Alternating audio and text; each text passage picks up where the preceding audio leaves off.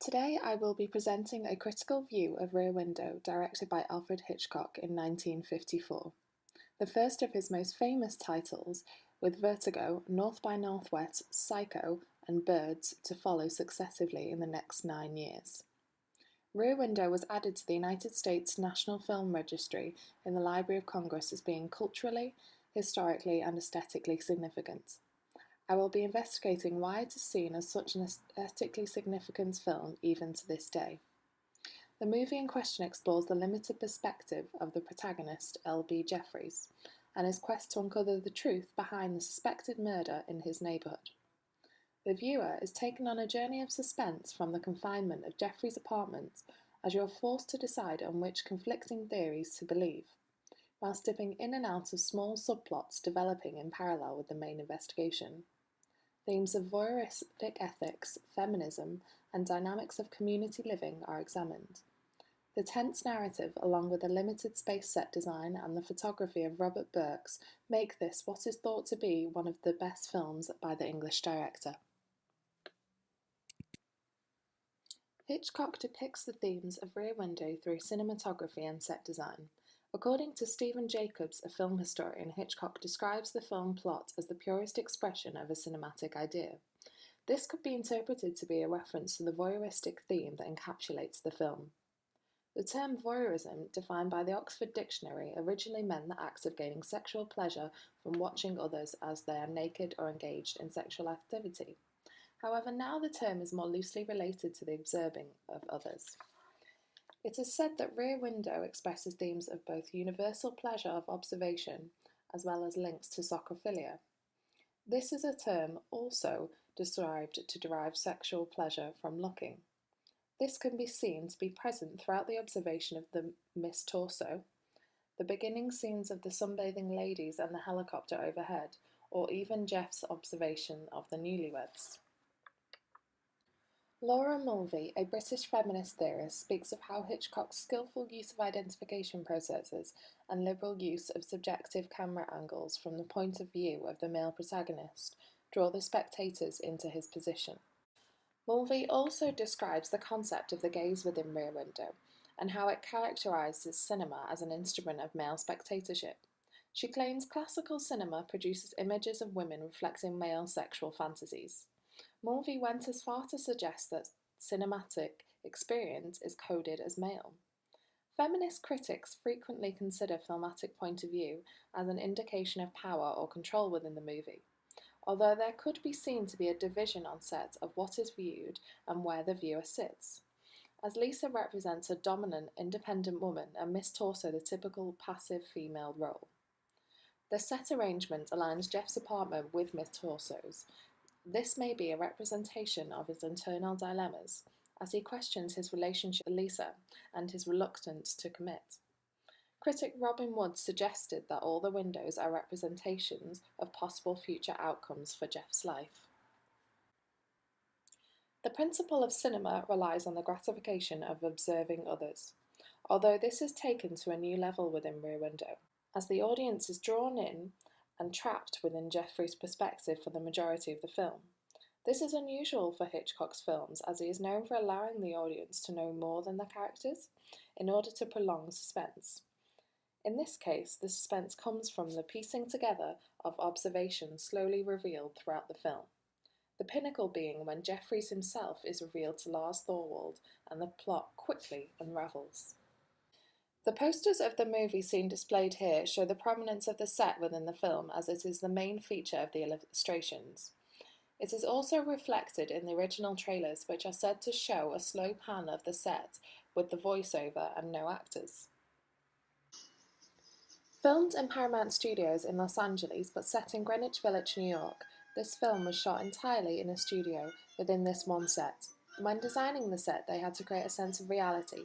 So according to a Paramount Advance campaign documenter, Hitchcock dispatched 4 photographers to that colourful section of New York with instructions to shoot the village from all angles in all weather under all lighting conditions from dawn till midnight.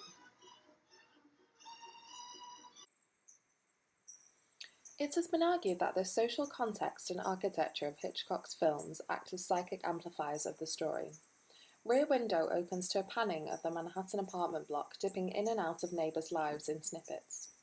The opening scene creates a dynamic narrative through the architecture of communal living, depicting the eccentric to the mundane members of every community.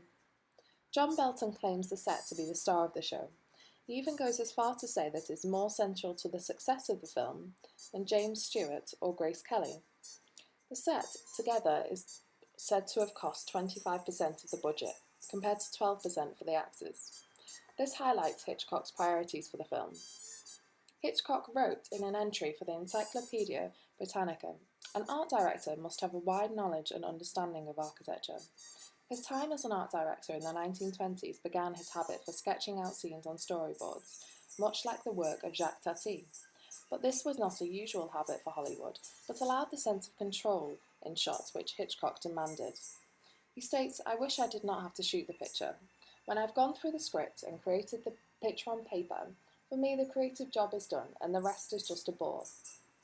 Joseph McMillan designed the set and supervised its construction. The set was built for the camera and cinema spectator, placing them at the central station point. In the opening sequence, we see the rule of thirds within the fenestration slowly revealing the set beyond with the rise of the shading, as if to open the show, followed by a slow pan exploring the extents of the set, instating the characters. However, Jeff's apartment exterior is the only building left out. Michael Coyne talks of the forgotten wall in the set, which explores the fact that Jeff's apartment block is somewhat removed from the set, as it is not seen to house anyone in the end scene when it is finally visible. There exists a whole other dimension to this film of potentially other voyeurs witnessing the same as him. This follows the concept of Jeff being part of a window between the film and the audience watching. The theory of the fenestration surrounding the courtyard being representative of TV screens comes up time and time again in discussion of Rear Window. It could be argued that Hitchcock used this idea to comment on the rise of TV in the 50s. It is said that the designers even matched the size of the windows to the aspect ratios of film.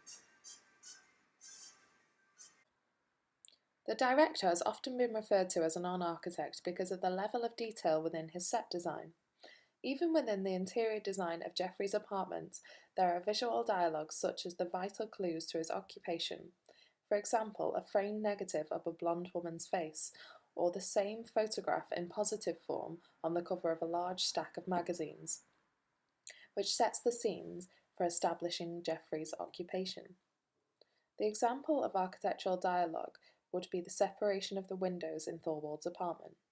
This feature is thought to allude to the couple's fragmented relationship, as well as the fact that all of the apartments can be seen to inherit the space of the courtyard as a communal room which connects them. The labyrinth of divided spaces within the courtyard is intended to be a representation of the isolation and divisions within the community. One way this could be seen is that when the community is drawn together in the courtyard during the climax of the film, the slow pan at the end seems to reveal the neighbourhood going back to normal as if nothing had happened, although you will notice Miss Lonely Hearts in the composer's apartment. So drawing the community together into space has made them closer. Much of the set design does require a suspension of disbelief in relation to simple architectural geographies. For example, the way the characters navigate this labyrinth in such a timely manner to keep the audience drawn in. However, these nuances are forgiven as they are clouded by the overriding suspense of the plot. The orientation of the set means that the subplots of feminism and what could be argued as subversive topics such as socrophilia are often overlooked by the main plot of murder. In The Wrong House, Architecture of Alfred Hitchcock by Stephen Jacobs, he draws parallels between the Rear Window set and theatres. He describes Jeff's view as reminiscent of the archetypal stage sets seen in early examples of modern Renaissance theatre buildings. The similarities of the urban architectural fragments and manipulation of geometric space are undeniable. However, because of the singular point of view of the cinematography of this film would not work in a theatre environment. Designer Pereira emphasised Rear Window's singular set could have not been duplicated on stage. According to him, Hitchcock has reversed the time-worn rules by creating a one-set movie which could only be done as a movie. The design of the set was maximised by the careful use of composition and diegetic cinematography. Zooming, pans and jump cutting allow for the one set in the film to be used to create a dynamic understanding of the neighbourhood. Although we never move from one spot, we're allowed to escape by dollying into portals of subplots of neighbourhoods. The use of Jeff's binoculars and camera are a clever way of allowing the viewer to see the details in a realistic manner without leaving Jeff's point of view. Emotions are also present in the cinematography of his view of Lisa. The scenes in which he looks at her give us the feeling of strength of love for her, as she is the only thing in focus in shot. Hitchcock's use of depth of field in these shots creates a representation of his feelings for her, as everything else becomes insignificant.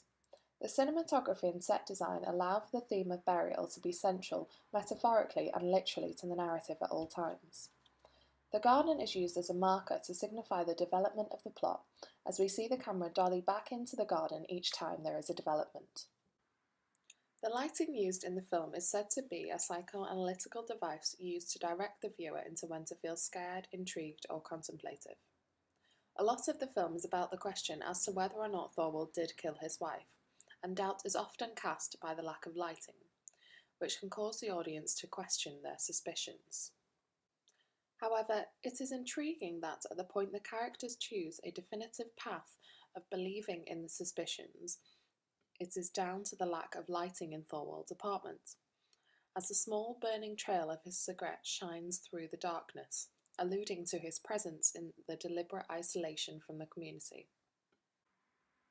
This powerful technique is expressed best when Thorwald notices Jeff watching him. Also, the vignette effect caused by the view from the camera draws viewers' attention to the subject of the shot. Juhani Pallasma's book, The Architecture of Image, Existential Space in Cinema, states that Hitchcock's previous films, North by Northwest, Rear Window, Vertigo, Psycho, and The Birds, for instance, buildings have a central role.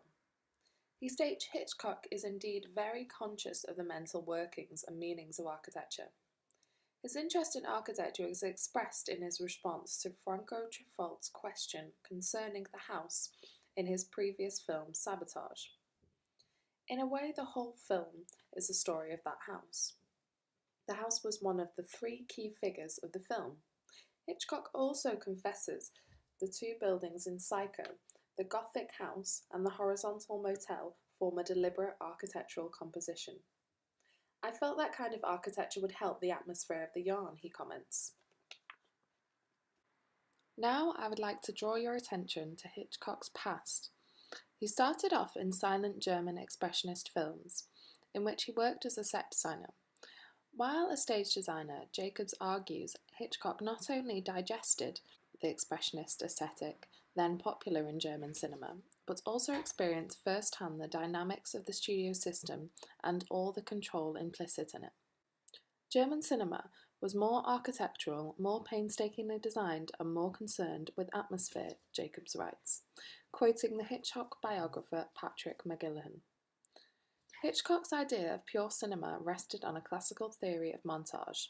He stated, "The silent pictures were the purest form of cinema. The only thing they lacked was the sound of people talking and the noises. But the slight imperfection did not warrant the major changes that sound brought. In many of the films now being made, there is very little cinema. There are mostly what I call photographs of people talking, which bears no relation to the art of cinema. When we tell a story in cinema, we should resort to a dialogue only when it is impossible to do otherwise. I always try first to tell a story in the cinematic way, through a succession of shots and bits of film in between. To me, one of the cardinal sins of a scriptwriter, when he runs into some difficulty, is to say, we can cover that by a line of dialogue. Dialogue should simply be the sound among sounds, just something that comes out of mouths when people whose eyes tell the story in visual terms." This is evident in Rear Window in the Miss Lonely Hearts scene, which almost resembles a silent short within the film. Even when she does have someone with her, and voices are faintly heard, the language does not sync with the mouth movement. It simply wasn't that important to Hitchcock. Hitchcock's early silent films are often referred to as blueprints of his later works.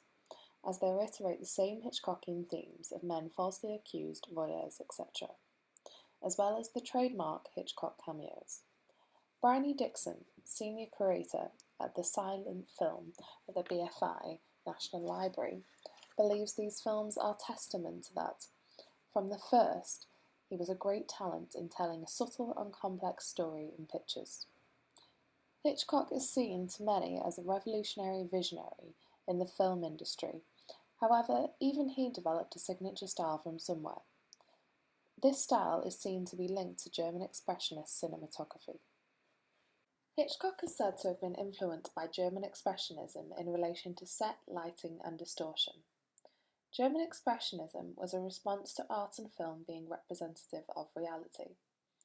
However, in contrast, if you look at The Cabinet of Dr. Calgary, it displays a distorted set, whereas Hitchcock said he created suspense by playing against reality. The set of Rear Window gives the impression of innocence in the average neighbourhood. In an interview, Hitchcock states that if you bring someone into a kitchen and they jump up onto the table and scream, that's shocking. But if the kitchen looks like Dr. Calgary's cabinet, you expect somebody to jump up on the table and scream. And so he played off the norm to create suspense. However, his work does seem to take on German Expressionism in the use of light. In Expressionism, light is used to give depth to characters. This can be witnessed in the treatment of Jeffrey's apartment, where he is often seen hiding in the shadows. Hitchcock has created such a global brand of his work that films which adapt his style are described as Hitchcockian. There are many films seen to borrow his unique style. For example, firstly, Disturbia is almost identical to Rear Window in its voyeuristic themes and even marketing imagery. They share the same themes of voyeurism and limited perspective. However, it has been described by Observer critic Philip French as a limp teenage by numbers version of Rear Window. Voyeurism can also be seen in the work of Jacques Tati in Playtime, or the indie film K is for Connell, presented here. The film Buried from 2010, whose director cited Alfred as an inspiration, is also reminiscent of the director's works, in which real-time, the burial of a man is followed and his race against time to escape. The film uses suspense in a Hitchcock style and keeps the attention of the audience in a confined set of just a coffin. His influence can even be seen in modern TV programs such as Friends, who also use their set to reveal the plot and explore the universal gratification of observation. Equally, Hitchcock has defined his style influences as Henry George Claus, the director of such hits as Diabolique and The Wages of Fear, from 1955 and 1953 respectively. Although it is hard to tell who inspired who, as according to It's Only a Movie, Alfred Hitchcock, A Personal Biography by Charlotte Chandler, the author claims Le Diabolique was one of Hitchcock's favourite films. Claus has also said he respects Hitchcock, and stated that I admire him very much and I am flattered when anyone compares a film of mine to his. Secondly, D.W. Griffith is one of the few people Hitchcock has given credit to influencing him. A director born in 1875, dubbed the inventor of Hollywood. Hitchcock called him a Columbus of the screen, and stated he founded the modern technique of the art of cinema in Film Weekly. In conclusion, Hitchcock's Rear Window is seen to be a social commentary on the human characteristics of voyeurism, identity, and gender roles, which he depicts through his methodological directorial style, the manipulation of specified set design, and cinematography. It is said that he argued a story's presentation is more important than the content. Hopefully this analysis has opened a window to many of the subtle nuances Hitchcock is famous for, that can go unnoticed by just one viewing of this film. I just want to leave you with one question. If the dialogue was removed, do you think this film would be differently interpreted? Thank you for listening.